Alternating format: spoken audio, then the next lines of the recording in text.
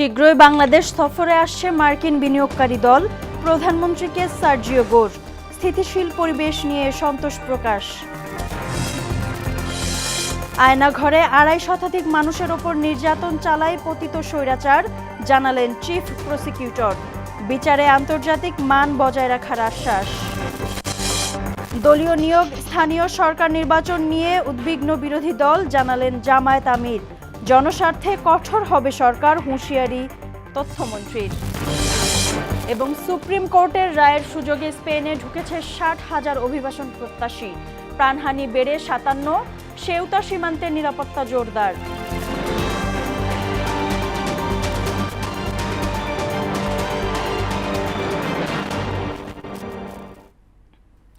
আসসালামু আলাইকুম, স্বাগত মোহনা সংবাদে। এতক্ষণ শুনছিলেন শিরোনাম, পুরো সংবাদের সঙ্গে আছি নাদিয়া নাহিদ।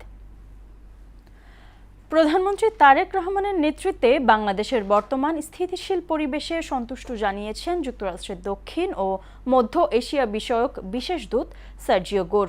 প্রধানমন্ত্রীর সঙ্গে তার বৈঠক শেষে একথা জানিয়েছেন সরকার প্রধানের উপদেষ্টা মাহদি আমিন।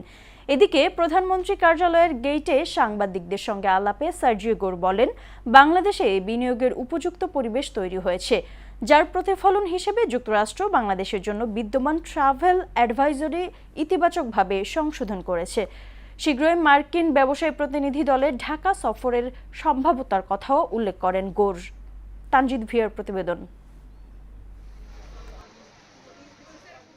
ঢাকায় ৩ দিনের সফর করলেন যুক্তরাষ্ট্রের দক্ষিণ ও মধ্য এশিয়া বিষয়ক বিশেষ দূত সার্জিও গোর। শেষ দিন সকালে তেজগাঁও কার্যালয়ে প্রধানমন্ত্রী তারেক রহমানের সঙ্গে বৈঠক করেন তিনি। বৈঠকে বাংলাদেশ যুক্তরাষ্ট্র দ্বিপক্ষীয় সম্পর্ক, বিনিয়োগ সম্প্রসারণ, আঞ্চলিক সহযোগিতা এবং স্বার্থ সংশ্লিষ্ট বিভিন্ন বিষয়ে আলোচনা হয়। পরে প্রধানমন্ত্রী কার্যালয়ের গেটে সাংবাদিকদের সঙ্গে আলোচনায় সার্জিও গোর বলেন, বাংলাদেশের সরকার প্রধানের সঙ্গে ফলপ্রসূ আলোচনা হয়েছে।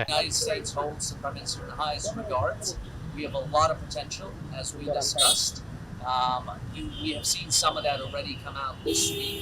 We have lowered our travel advisory for Bangladesh, encouraging people to come here, both as tourists but also as an investment climate. Just next week, we're going to have a delegation visiting U.S. companies that are looking to invest in Bangladesh. তিনি জানান, মার্কিন ব্যবসায়ীরা বাংলাদেশে বিনিয়োগের জন্য আগ্রহী। বিনিয়োগের সম্ভাব্যতা যাচাইয়ে যুক্তরাষ্ট্রের একটি ব্যবসায়ী প্রতিনিধি দল শিগগিরই ঢাকা সফর করবে। We want to make sure that gets out there between our two sides that there's incredible potential, and whether that relates to the pharma industry, whether that relates to IT, there's a lot that the United States and Bangladesh can do together. And we look forward to building on that and taking it to the next level. এরপর বৈঠকের বিষয়ে বিস্তারিত জানাতে সংবাদ সম্মেলন করেন প্রধানমন্ত্রীর কার্যালয়ের মুখপাত্র মাহদি আমিন। তিনি জানান, মার্কিন বিশেষ দূত তারেক রহমানের নেতৃত্বের ভূয়সী প্রশংসা করেছেন। বিশেষ করে গণতান্ত্রিক সরকারের কারণে স্থিতিশীলতার পাশাপাশি বিদেশি বিনিয়োগের পরিবেশ তৈরি হয়েছে। মার্কিন যুক্তরাষ্ট্রের বিনিয়োগকারী এবং সবার জন্য এটি উন্মুক্ত এবং সবাই যেন এখানে আসেন এবং এ দেশ গণতান্ত্রিক পথযাত্রায় কিভাবে বিভিন্ন ধরনের ইকোনমিক অপরচুনিটি তৈরি করতে পারছে সবার জন্য, সেটি এক্সপ্লোর করে, সেটা আমাদের মূল লক্ষ্য। বাংলাদেশ এবং যুক্তরাষ্ট্রের যে ঐতিহাসিক সম্পর্ক রয়েছে সেটি একটি ভিন্ন মাত্রায় যাবে এবং তার উপর ভিত্তি করে আমরা আরও বেশি যুক্তরাষ্ট্রের সাথে ট্রেড এবং সে দেশ থেকে ইনভেস্টমেন্ট এখানে অ্যাট্রাক্ট করব। বাংলাদেশের অগ্রযাত্রায় পাশে থাকার বিষয়ে সার্জিও গোরের কাছ থেকে আশ্বাস মিলেছে বলে জানান প্রধানমন্ত্রীর কার্যালয়ের মুখপাত্র। এনার্জি সিকিউরিটিটাকে আরেকটু এনহ্যান্স করব।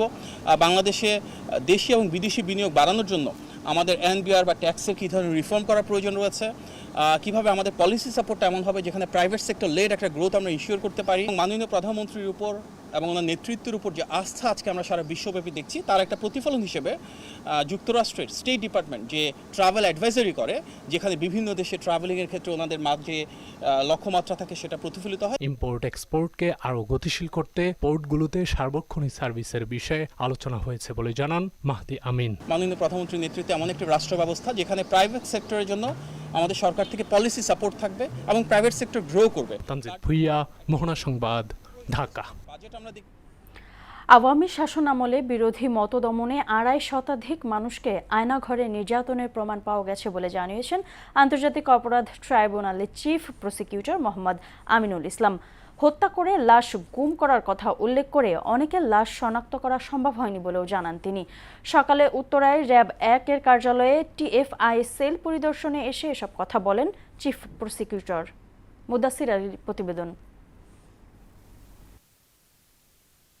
গুমট, অন্ধকারাচ্ছন্ন, দুর্গন্ধযুক্ত এসব রুমে রাখা হতো আওয়ামী লীগ আমলে বিরোধী পক্ষ ও সমালোচকদের। আটকে রেখে চলত নির্যাতন, এমনকি পাওয়া গেছে হত্যার তথ্য প্রমাণও। ঢাকার উত্তরায় র্যাব 1 কার্যালয়ে অবস্থিত টাস্কফোর্স ফর ইন্টারোগেশন সেল, যা আয়নাঘর নামেও পরিচিত। 24-এর 5 আগস্টের পর এটি এখন কেবলই ধ্বংসাবশেষ ও কালের সাক্ষী হয়ে আছে। বর্তমানে এ নিয়ে মানবতাবিরোধী অপরাধ মামলার বিচার চলছে আন্তর্জাতিক অপরাধ ট্রাইব্যুনাল 1-এ। বিচারিক কার্যক্রমের অংশ হিসেবে টিএফআই সেল পরিদর্শনে আসেন ট্রাইব্যুনাল 1-এর চেয়ারম্যান, বিচারক, প্রসিকিউশন টিম ও আসামি পক্ষের আইনজীবীরা। আওয়ামী লীগ আমলে বিরোধী পক্ষ দমনে এই সেলে নির্মম নির্যাতনের সাক্ষ্য প্রমাণ পাওয়া গেছে বলে জানান চিফ প্রসিকিউটর মোহাম্মদ আমিনুল ইসলাম। আমরা সাক্ষ্য প্রমাণে পেয়েছি এই আয়নাগরের এই যে ছোট ছোট সরু রুমগুলোর মধ্যে দিনের পর দিন, মাসের পর মাস, এমনকি বছরের পর বছর তাদেরকে হাত বেঁধে, চোখ বেঁধে রাখা হতো এবং অনেকেই মেরে ফেলা হতো। সে সময়ে গুম-খুনের শিকার সবার সন্ধান পাওয়া যায়নি। বর্তমান স্বরাষ্ট্রমন্ত্রীও আয়নাঘরে নির্যাতনের শিকার হয়েছিলেন বলে জানান আমিনুল ইসলাম। 250-র অধিক যারা গুমের শিকার হয়েছেন তাদের এখন পর্যন্ত আমরা সন্ধান পাইনি।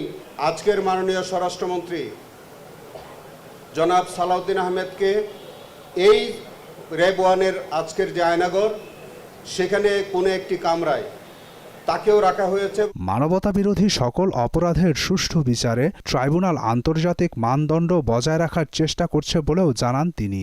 আন্তর্জাতিক মান বজায় রেখে এই বিচার কার্য আমরা পরিচালনা করছি। তবে একে তথাকথিত নির্যাতন সেল বলে দাবি আসামি পক্ষের আইনজীবীর। TFI is a concept. TFI বলতে নির্দিষ্ট কোনো জায়গা নাই. RAB was only responsible for giving secretarial job. এদিকে ডিজিএফআই আওয়ামী লীগ আমলের জিআইসি সেলও পরিদর্শন করা হবে বলে জানিয়েছেন চিফ প্রসিকিউটর। আগামী শনিবার একইভাবে সেই জিআইসিটি পরিদর্শন করবেন। মুদাসির আলী, মোহনা সংবাদ, ঢাকা। স্থানীয় সরকার নির্বাচন নিয়ে বিরোধী দল উদ্বিগ্ন উল্লেখ করে জামায়াতের আমির ডক্টর শফিকুর রহমান বলেছেন, সরকার দলীয় লোককে নির্বাচন কমিশনার হিসেবে পদায়ন করেছে। স্থানীয় সরকার নির্বাচন নিয়ে কোনো ধরনের পাঁয়তারা হলে তা জাতির জন্য মঙ্গলজনক হবে না বলেও মন্তব্য করেন তিনি। দুপুরে সিলেটের একটি স্থানীয় দৈনিক পত্রিকার প্রতিষ্ঠাতা বার্ষিকীর অনুষ্ঠান শেষে তিনি কথা বলেন। সরকার নির্বাচন কখন হবে এটা এখনো ঠিক হয়নি। 2 নম্বর হলো, সরকার কিছু প্রক্রিয়া শুরু করেছে, আমরা উদ্বিগ্ন। একজন দলীয় লোক 5-7 বছর আগে যিনি অবসর নিয়েছে, একেবারে খাস দলীয় লোক, তাকে নির্বাচন কমিশনে পোস্টিং দিয়ে পদায়ন করা হয়েছে। অতীতের যে নির্বাচন গেল 26 সালের 12 ফেব্রুয়ারি, এটা দেখে আমরা এমনিই শঙ্কিত। গেল 5 মাসে নির্বাচনের আগে দেয়া সকল প্রতিশ্রুতি তারেক রহমান বাস্তবায়ন করেছেন বলে জানিয়েছেন প্রধানমন্ত্রীর রাজনৈতিক উপদেষ্টা রুহুল কবির রিজভী। এই সময়ে দেশে গুম, খুন, বিচার বহির্ভূত হত্যাকাণ্ড ঘটেনি বলেও দাবি করেন তিনি। সকালে রাজধানীর ডিপ্লোমা ইঞ্জিনিয়ার্স ইনস্টিটিউশনে আয়োজিত এক সেমিনারে রিজভী আরও বলেন, সরকারের এই সময় অর্থ লোপাট বা পাচারের ঘটনা ঘটেনি, যা ফ্যাসিস্ট সরকারের আমলে হয়েছিল। বিএনপির সরকার বহির্বিশ্বে প্রতিটি দেশের সঙ্গে বন্ধুত্বপূর্ণ সম্পর্ক বজায় রেখে চলেছে। নির্বাচনের প্রাক্কালে তার যে প্রতিশ্রুতি, তার যে অঙ্গীকারবদ্ধতা, সেটাকে এখন অত্যন্ত সুচারুভাবে সম্পন্ন করার চেষ্টা করছে। আমাদের আগস্ট মাসের শেষে আবার মালয়েশিয়ার বাজার উন্মুক্ত হচ্ছে। এটা তারেক রহমানের অবদান। জনাব তারেক রহমান ক্ষমতাসীন হওয়ার পর থেকে রাষ্ট্রীয় পৃষ্ঠপোষকতায় আমরা কাউকে গুম হওয়ার কথা শুনিনি, আমরা কোনো বিচার বহির্ভূত হত্যার কথা শুনিনি, আমরা গুপ্ত হত্যার কথা শুনিনি, আমরা টাকা পাচারের কথা শুনিনি, আমরা ব্যাংক লুট করার কথা শুনিনি। চোখে চোখ রেখে নিজের স্বাধীন সার্বভৌমত্ব রাষ্ট্রকে ধরে রাখতে পেরেছেন তারেক রহমান, এবং প্রত্যেকটি দেশের সাথে সমমর্যাদার ভিত্তিতে আমরা আমাদের পররাষ্ট্র নীতি পরিচালিত করব, সেই নীতি তিনি ঘোষণা করেছেন। রাষ্ট্র ও জনগণের স্বার্থে প্রয়োজনে সরকার কঠোর হবে বলে জানিয়েছেন তথ্যমন্ত্রী জহিরুদ্দিন স্বপন। ভোটাধিকারের জন্য দীর্ঘ সংগ্রামের পর এখন জনগণের প্রত্যাশা পূরণের সময় বলেও উল্লেখ করেন তিনি। সকালে জাতীয় প্রেস ক্লাবে এক অনুষ্ঠানে এসব কথা বলেন তথ্যমন্ত্রী। এ সময় মুক্তিযুদ্ধ বিষয়ক মন্ত্রী বলেন, স্বাধীনতার পর গণতন্ত্র প্রতিষ্ঠার আন্দোলনেও বাংলাদেশে রক্তাক্ত পরিস্থিতি তৈরি হয়েছে, যা কাম্য ছিল না। এমদাদুল হক খানের প্রতিবেদন। আমরা জিয়া পরিবার ও ফটো জার্নালিস্ট অ্যাসোসিয়েশনের যৌথ উদ্যোগে ফ্যাসিবাদের 15 বছর ও 24-এর গণ অভ্যুত্থান নিয়ে আলোচনা সভা ও আলোকচিত্র প্রদর্শনীর আয়োজন করা হয়। অনুষ্ঠানে বিএনপির দীর্ঘ রাজনৈতিক আন্দোলনের ইতিহাস তুলে ধরেন তথ্যমন্ত্রী জহিরুদ্দিন স্বপন। উঠে আসে প্রয়াত খালেদা জিয়ার নেতৃত্বে স্বৈরাচার বিরোধী আন্দোলন প্রসঙ্গ। একটি সামরিক স্বৈরতন্ত্রকে পরাজিত করেছেন, গোটা জাতিকে ঐক্যবদ্ধ করেছেন, তত্ত্বাবধায়ক সরকার ব্যবস্থার অধীনে নির্বাচিত হয়ে নির্বাচিত নারী প্রধানমন্ত্রী হিসাবে আবির্ভূত ঘটেছে। আন্দোলনে তরুণ প্রজন্মের অংশগ্রহণের কথা উল্লেখ করে তাদের অভিজ্ঞতা ও প্রজ্ঞার কথাও তুলে ধরেন জহিরুদ্দিন স্বপন। রাজপথের আন্দোলনের পাশাপাশি সামাজিক যোগাযোগ মাধ্যমে রাজনৈতিক উত্তেজনা ও বিভাজন প্রবণতারও সমালোচনা করেন তিনি। পার্লামেন্টের ছোটখাটো নাটককে রাজপথে এনে আরো বেশি ওটাকে বাষ্প দিয়ে দেন সোশ্যাল মিডিয়াতে নানান রকম যুদ্ধে লিপ্ত করার একটা প্রকল্প কেউ কেউ হাতে নিয়েছে। আলোচনার মাধ্যমে সমাধানের পাশাপাশি জনগণের স্বার্থে প্রয়োজনে কঠোর হওয়ার কথাও জানান তথ্যমন্ত্রী। যারা সমস্যা তৈরি করবেন আমরা তাদের সঙ্গে গঠনমূলকভাবে সমাধানের চেষ্টা করব, কিন্তু আঙুল যদি বাঁকা করতে হয় রাষ্ট্রের প্রয়োজনে, দেশের প্রয়োজনে, জাতির প্রয়োজনে, জনগণের প্রয়োজনে সরকারকে তো অবশ্যই তা করতে হবে। আর স্বাধীনতার পর গণতন্ত্র প্রতিষ্ঠার আন্দোলনে বাংলাদেশে রক্তাক্ত পরিস্থিতি তৈরি হয়েছে, যা সাধারণ মানুষ কল্পনাও করেনি বলে মন্তব্য করেন মুক্তিযুদ্ধ বিষয়ক মন্ত্রী। মুক্তিযুদ্ধের মধ্য দিয়ে যে দেশটা স্বাধীন হয়েছে সেই দেশে গণতন্ত্র প্রতিষ্ঠা করতে গিয়ে এভাবে রণাঙ্গনের মতো রক্তাক্ত পরিস্থিতি তৈরি হবে এটা বোধহয় বাংলাদেশের মানুষ কল্পনাও করেনি। অতীতের নির্যাতন ও ফ্যাসিবাদের ভয়াবহতা অনুভব করে ভবিষ্যতে এমন পরিস্থিতি যাতে আর না আসে সেজন্য প্রতিজ্ঞাবদ্ধ হওয়ার আহ্বানও জানান তিনি। আর যেন কোনোদিন এই ধরনের ফ্যাসিবাদ বাংলাদেশকে সবল মারতে না পারে তার জন্য আমরা প্রতিজ্ঞাবদ্ধ। এমদাদুল হক খান, মহানা সংবাদ, ঢাকা। কারিগরি শিক্ষার বিকল্প নেই বলে মন্তব্য করেছেন শিক্ষামন্ত্রী আ.ন.ম এহসানুল হক। বলেন, দেশের বিশাল জনসংখ্যাকে দক্ষ মানব সম্পদে রূপান্তর করতে হলে প্রচলিত শিক্ষা ব্যবস্থার পাশাপাশি কারিগরি শিক্ষার ব্যাপক প্রসার ঘটাতে হবে।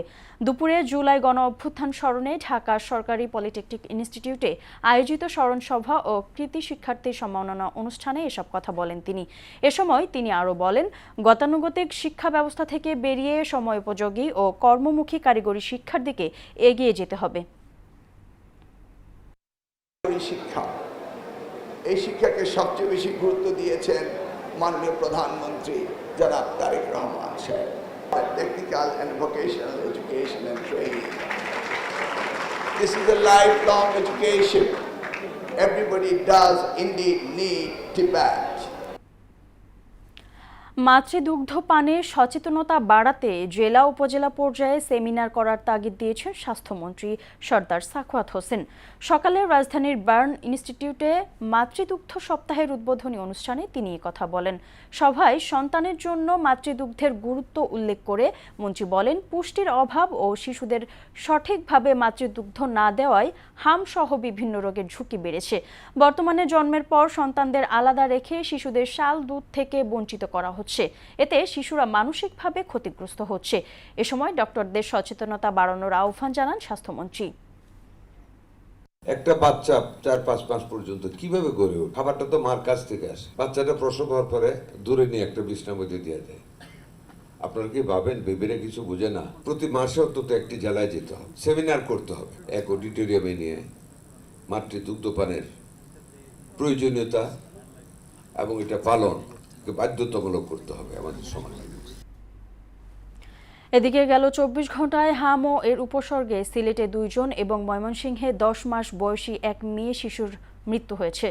এ সময় ময়মনসিংহে নতুন আক্রান্ত হয়েছেন ১৩ জন। চলতি বছর থেকে এখন পর্যন্ত ময়মনসিংহে হামে ৬৭ জনের মৃত্যু হয়েছে। ১৭ মার্চ থেকে আজ পর্যন্ত ময়মনসিংহের বিভিন্ন হাসপাতালে ভর্তি হয়েছে ৩,১৩৬ জন। চলতি মাসেই ঢাকা কক্সবাজার রুটে আরও এক জোড়া নতুন আন্তঃনগর ট্রেন চালু করা হবে বলে জানিয়েছেন রেলপথ প্রতিমন্ত্রী হাবিবুর রশিদ। একই সঙ্গে দেশের অন্যতম আধুনিক কক্সবাজার আইকনিক রেল স্টেশনকে পূর্ণাঙ্গভাবে চালুর লক্ষ্যে এ পরিচালনার দায়িত্ব একটি বেসরকারি প্রতিষ্ঠানের কাছে দেওয়া হবে। সকালে কক্সবাজার আইকনিক রেল স্টেশন পরিদর্শনকালে তিনি এসব কথা বলেন। প্রতিমন্ত্রী বলেন, পর্যটন নগরী কক্সবাজারে পর্যটকের সংখ্যা বাড়ায় চাহিদার সঙ্গে সামঞ্জস্য রেখে সরকার রেল যোগাযোগ সম্প্রসারণ ও যাত্রী সেবা আরও আধুনিক করার উদ্যোগ নিয়েছে। আস্তে আস্তে আমরা চাচ্ছি যে কক্সবাজারে আমরা আরও বেশি ট্রেনের মাধ্যমে আমরা লোকোমোটিভ এবং ক্যারেজ সংগ্রহের মাধ্যমে এটা দিলে যাতে আরও বেশি পর্যটন কেন্দ্র আরও জনপ্রিয়তা অর্জন করতে পারে, মানুষ আরও বেশি যোগাযোগ ব্যবস্থা সহজলভ্য। ঢাকাকে দূষণমুক্ত করতে জনসচেতনতার বিকল্প নেই বলে জানিয়েছেন ডিএসসিসি প্রশাসক আব্দুস সালাম। সকালে নগরীর শাহবাগে বর্জ্য শোভাযাত্রা ও ক্লিনিং ডে উদযাপন অনুষ্ঠানে প্রধান অতিথির বক্তব্যে তিনি কথা বলেন। নির্ধারিত স্থানে ময়লা ফেলার আহ্বান জানিয়ে প্রশাসক বলেন, প্রধানমন্ত্রীর নির্দেশক্রমে শহর জুড়ে ডাস্টবিন বসানো হয়েছে। সকলকে নির্ধারিত স্থানে ময়লা ফেলার শপথ নিলে এই শহর পরিষ্কার থাকবে। এতে জলাবদ্ধতা দূর হওয়ার পাশাপাশি মশার প্রকোপও কমবে। অনুষ্ঠানে শাহবাগ থেকে ডিএসসিসির নগর ভবন পর্যন্ত শোভাযাত্রা করা হয়। এতে অংশ নেয় বিদ্যানন্দ ফাউন্ডেশন সংগঠনের অর্ধশত স্বেচ্ছাসেবক। ঢাকা নগরের আজকে সারা পৃথিবীতে যে র্যাঙ্কিং, যে বায়ু দূষণে ১ থেকে ১০-এর মধ্যে থাকা, আবর্জনা গন্ধময় সিটি, এখান থেকে কোনোভাবেই আমরা ঢাকা শহরকে রক্ষা করতে সক্ষম হব না যদি না এই ঢাকা শহরে আমরা যারা বসবাস করি আমরা যদি নিজেরা সচেতন না হই। বাংলাদেশ কিন্ডারগার্টেন অ্যাসোসিয়েশনের আয়োজনে পল্লবীতে ২০২৫ শিক্ষাবর্ষের বৃত্তিপ্রাপ্ত কৃতি শিক্ষার্থীদের সংবর্ধনা, সনদ, নগদ অর্থ ও ক্রেস্ট প্রদান করা হয়। অনুষ্ঠানে প্রধান অতিথি ক্রীড়া প্রতিমন্ত্রী আমিনুল হক বলেন, পাশাপাশি শিক্ষার্থীদের খেলাধুলা ও সাঁতার শিক্ষার বিষয়ে গুরুত্ব দিচ্ছে সরকার। বৃত্তি পরীক্ষায় আরও বেশি শিক্ষার্থীর অংশগ্রহণ নিশ্চিত করতে উদ্যোগ নেওয়া হয়েছে। একই সঙ্গে নতুন শিক্ষাক্রমে ৪র্থ শ্রেণী থেকে খেলাধুলা বাধ্যতামূলক করার বিষয়টিও তুলে ধরেন তিনি। আমাদের খেলাধুলার কোনো বিকল্প নেই এবং সেই চিন্তা করে আমরা ইতিমধ্যে আমাদের মাননীয় প্রধানমন্ত্রী, আমি ইতিমধ্যে সারা বাংলাদেশের প্রায় ৪,৫৯৯টি ইউনিয়নে একটি করে খেলার মাঠের ব্যবস্থা অলরেডি মাননীয় প্রধানমন্ত্রীর পক্ষ থেকে নির্দেশনা দেওয়া হয়েছে। খেলার খবর ক্রিকেট। চোট কাটিয়ে অস্ট্রেলিয়ার বিপক্ষে প্রথম টেস্টে বাংলাদেশ দলে ফিরেছেন উইকেটরক্ষক ব্যাটার লিটন দাস। পুনর্বাসন প্রক্রিয়ায় সন্তোষজনক অগ্রগতি হওয়ায় তাকে ১৬ সদস্যের দলে অন্তর্ভুক্ত করেছে বিসিবি। আগামী ১৩ আগস্ট ডারউইনে শুরু হবে সিরিজের প্রথম টেস্ট। দুপুরে এক সংবাদ বিজ্ঞপ্তিতে বাংলাদেশ ক্রিকেট বোর্ড দল ঘোষণা করে। বিজ্ঞপ্তিতে জানানো হয়, গত জুন মাস থেকে চোটের কারণে মাঠের বাইরে থাকা ৩১ বছর বয়সী লিটন পুনর্বাসন কর্মসূচিতে ভালো সাড়া দিয়েছেন। তার শারীরিক অবস্থার উন্নতি হওয়ায় প্রথম টেস্টের জন্য তাকে বিবেচনায় রাখা হয়েছে। ফুটবল। বাংলাদেশ ফুটবল ফেডারেশনের সভাপতির দায়িত্ব ছেড়েছেন আগেই, কিন্তু দক্ষিণ এশিয়ার ফুটবলের সর্বোচ্চ সংস্থা সাফে তার নেতৃত্বের অধ্যায় শেষ হচ্ছে না। প্রতিদ্বন্দ্বী না থাকায় টানা পঞ্চমবারের মতো সাফের সভাপতি নির্বাচিত হয়েছেন কাজী সালাউদ্দিন। শনিবার ভুটানে অনুষ্ঠিত হয় দক্ষিণ এশিয়ান ফুটবল ফেডারেশন সাফের কংগ্রেস। সেখানে কার্যনির্বাহী কমিটির নির্বাচনে সভাপতি পদে একমাত্র প্রার্থী হিসেবে ছিলেন কাজী সালাউদ্দিন। ফলে গণতন্ত্র অনুযায়ী কংগ্রেসের আনুষ্ঠানিক অনুমোদনের মাধ্যমে বিনা প্রতিদ্বন্দ্বিতায় আরও এক মেয়াদের জন্য সভাপতি নির্বাচিত হলেন তিনি। শেষ করব মোহনা সংবাদ, যাবার আগে শিরোনামগুলো আরও একবার।